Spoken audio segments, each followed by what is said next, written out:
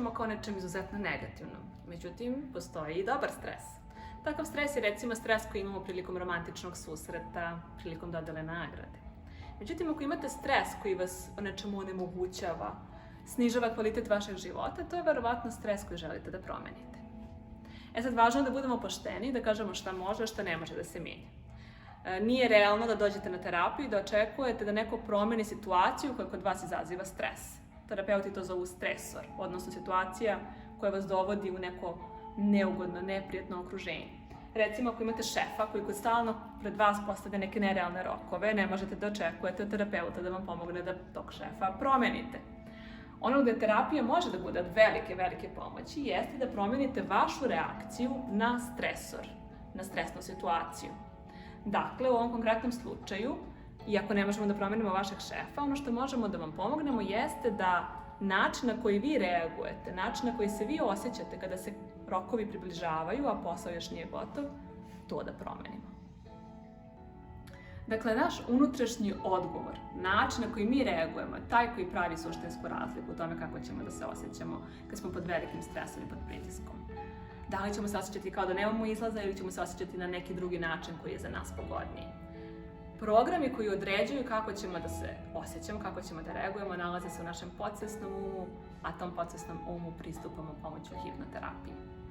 Sad, nekad se dešava da je naš organizam jako dugo vremena bio izložen nekom stresoru, nekoj tenziji. I onda smo mi navikli da živimo kao da je to normalno, pod tim stalnim pritiskom, stalnim stresom.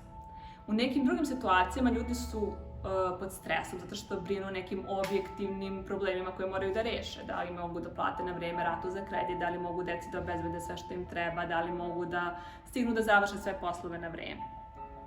Sada, jako je važno da prepoznamo šta je to što nas tera da reagujemo na taj način. Jer u toj istoj situaciji neko drugi će da ostane savršeno smiren.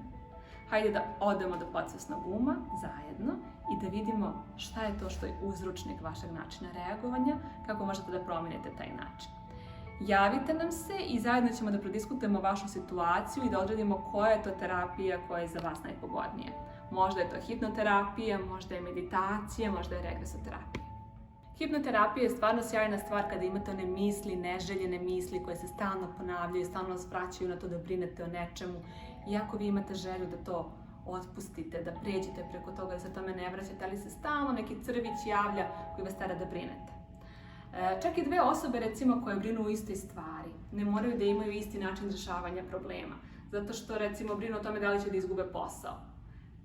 Uzrok zašto brinu o tome i zašto se njihove misli vraćaju na to može da bude potpuno različit i zato se na terapiji zaista posvećujemo tome da naš pristup bude potpuno personalizovan, posvetimo se vašem problemu i tražimo koji su vaši najbolji modeli za dostizanje željenog cilja. Javite se, zakažite besplatnu konsultaciju ili seansu i naći ćemo model koji je najbolji za vas.